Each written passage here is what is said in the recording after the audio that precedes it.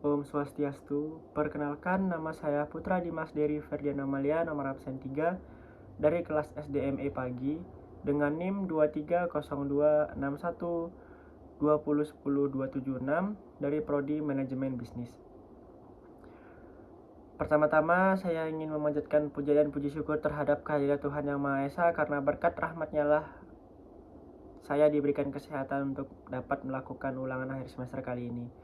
Dan tidak lupa juga saya ucapkan terima kasih dan permohonan maaf kepada Bapak atau Ibu dosen pengampu mata kuliah komunikasi bisnis.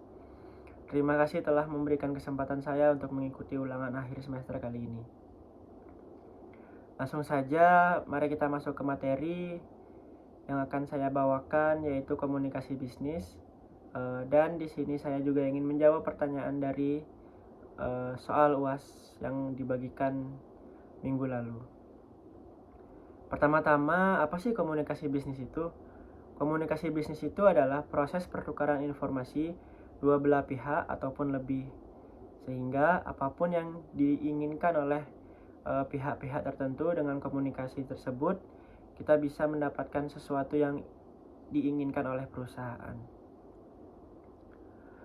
Langsung saja, mari kita masuk ke pembahasan yang pertama di soal nomor 1 dan jawaban nomor 1, revisi pesan bisnis. Di sini tertulis yang benar adalah kepada yang terhormat pelanggan. Kami mohon maaf atas keterlambatan pengiriman pesanan Anda akibat kendala di bagian gudang. Saat ini kami sedang melakukan perbaikan dan pesanan Anda akan kami kirimkan kembali paling lambat minggu depan. Kami sangat menghargai kesabaran Anda dan pengertian Anda. Terima kasih atas kepercayaan yang telah diberikan kepada tim kami. Hormat kami, tim perusahaan.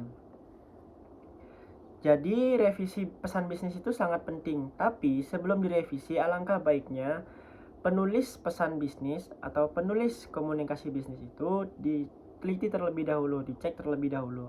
Agar apa? Agar tidak terjadi kesalahpahaman dan proses komunikasi itu berjalan dengan lancar. Dengan cara diteliti terlebih dahulu, dengan cara berhati-hati dalam penulisannya, maka pesan itu dapat tersampaikan kepada pihak-pihak terkait yang akan diajak untuk berbisnis. Sehingga jika ada kesalahan dalam penulisan, kesalahan dalam perkataan, atau apapun itu, mungkin terjadinya sedikit kesusahan atau kesulitan untuk menjalin komunikasi antar perusahaan-perusahaan tersebut. Yang kedua, ada perbedaan budaya Indonesia dan Jepang dalam komunikasi bisnis. Perbedaan budaya antara Indonesia dan Jepang dapat memengaruhi komunikasi bisnis verbal maupun non-verbal. Orang Indonesia cenderung lebih santai dan fleksibel, sedangkan orang Jepang lebih formal, disiplin, dan menghargai waktu. Kebiasaan orang Indonesia yang saya lihat di lingkungan sekitar saya, orang-orang itu banyak yang santai, ataupun bahasanya sedikit menyepelekan sesuatu dalam berbisnis. Sedangkan orang Jepang itu orangnya sangat disiplin, tegas, dan lebih formal, sehingga apapun yang diinginkan dari komunikasi tersebut dapat terrealisasikan dengan cepat, sehingga pertumbuhan ekonomi, pertumbuhan negara Jepang pun ikut bertumbuh sangat pesat. Di sini ada contoh kasus, ada dua. Yang pertama, contoh kasus pertama itu adalah orang Indonesia terlambat datang beberapa menit dan menganggap hal itu biasa. Sedangkan di Jepang hal tersebut dianggap tidak sopan.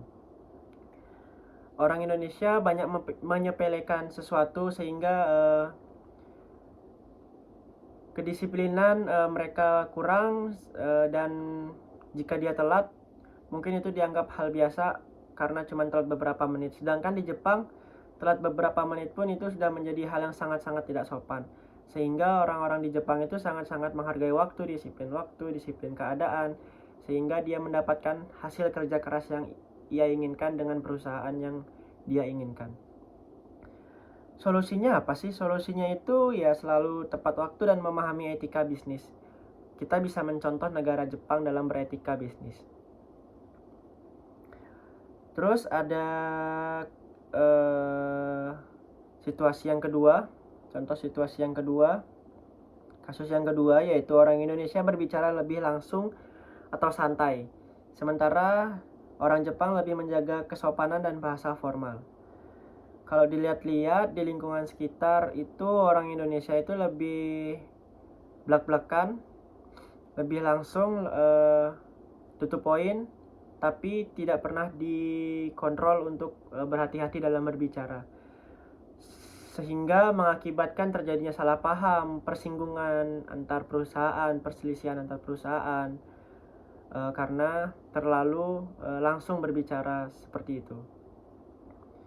Sementara di Jepang sangat-sangat menjaga sopan santun, menjaga bahasa formal, sehingga komunikasinya berjalan secara baik dan antara dua belah pihak bisa saling menghargai bisnis tersebut.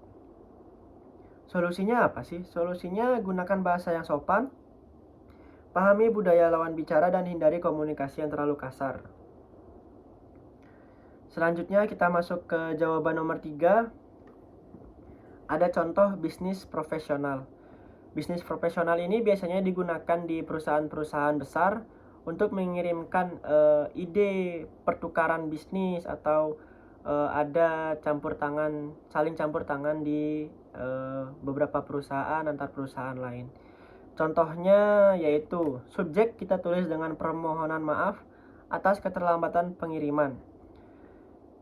Di bawahnya, yang terhormat Bapak atau Ibu klien, dan isinya adalah kami mohon maaf atas keterlambatan pengiriman produk yang Anda pesan.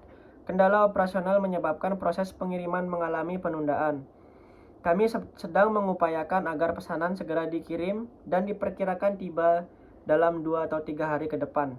Terima kasih atas kepercayaan Anda kepada perusahaan kami. Bawahnya, hormat kami, dan ditulis nama perusahaannya. Contoh email ini sering digunakan untuk ke klien, ke customer yang merasa mereka dirugikan atau merasa kurang dapat pelayanan yang baik. Maka perusahaan biasanya mengirimkan feedback email, apa sih yang terjadi sebenarnya di perusahaan kita, apa sih yang terjadi di bagian belakang, sehingga karyawan merasa komunikasinya berjalan dengan baik karena dikabarkan oleh pihak perusahaan terkait kendala-kendala yang terjadi di belakang, sehingga customer atau klien itu merasa nyaman, merasa tenang karena sudah dikabarin oleh perusahaan tersebut.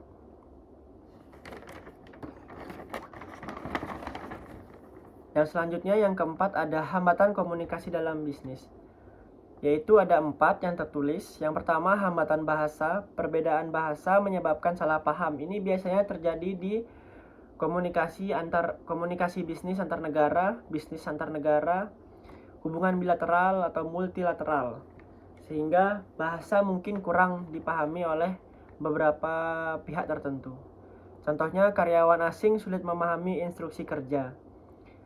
Strateginya, gunakan bahasa yang jelas atau bahasa internasional yaitu bahasa Inggris, ataupun diadakannya penerjemah. Yang kedua, hambatan budaya, perbedaan kebiasaan atau nilai budaya. Contohnya, gaya komunikasi berbeda antar negara, seperti Indonesia dan Jepang tadi. Strateginya, gunakan teknologi yang memadai. Menggunakan teknologi yang memadai itu dapat membuat sedikit ringan untuk komunikasi bisnis tersebut. Sedikit membantu karena pihak-pihak tertentu dapat membacanya tanpa bersosialisasi tanpa tatap muka secara langsung, seperti handphone, komputer, dan aplikasi-aplikasi lainnya. Yang ketiga, hambatan teknologi, gangguan internet atau media komunikasi. Contohnya, meeting online terputus secara tiba-tiba, seperti terkendala sinyal atau terkendala jarak. Itu sangat-sangat mengganggu komunikasi di dalam bisnis, sehingga dapat memperpanjang atau membuat hubungan antar dua perusahaan ini semakin lama untuk mendapatkan sesuatu. Strateginya gunakan teknologi yang memadai juga, tapi harus dicek untuk sinyalnya, untuk ketegangan listrik, untuk aplikasinya apakah ini sudah memadai dan sudah sesuai prosedur perusahaan. Sehingga jika itu baik, maka semuanya akan terjalin secara baik juga. Yang keempat ada hambatan persepsi, perbedaan cara memahami pesan. Yaitu contohnya instruksi atasan ditafsir berbeda oleh karyawan sehingga menyebabkan salah paham dan terjadilah perbedaan di antara perusahaan. Strateginya lakukan konfirmasi ulang agar tidak terjadi salah paham dan pekerjaan di perusahaan terjalin secara baik-baik saja. Kita masuk ke yang terakhir, yang kelima. Seperti yang sudah saya jelaskan di awal tadi, pengertian komunikasi bisnis.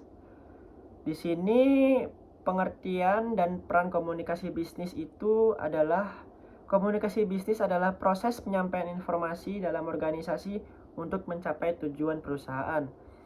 Peran strategisnya yaitu tujuan perusahaan dapat membantu koordinasi kerja, pengambilan keputusan yang tepat, meningkatkan kerjasama dan menjaga hubungan dengan pelanggan atau klien tadi. Komunikasi yang efektif penting karena dapat mengurangi kesalahpahaman, meningkatkan produktivitas, serta membantu perusahaan untuk mencapai target lebih efisien lagi.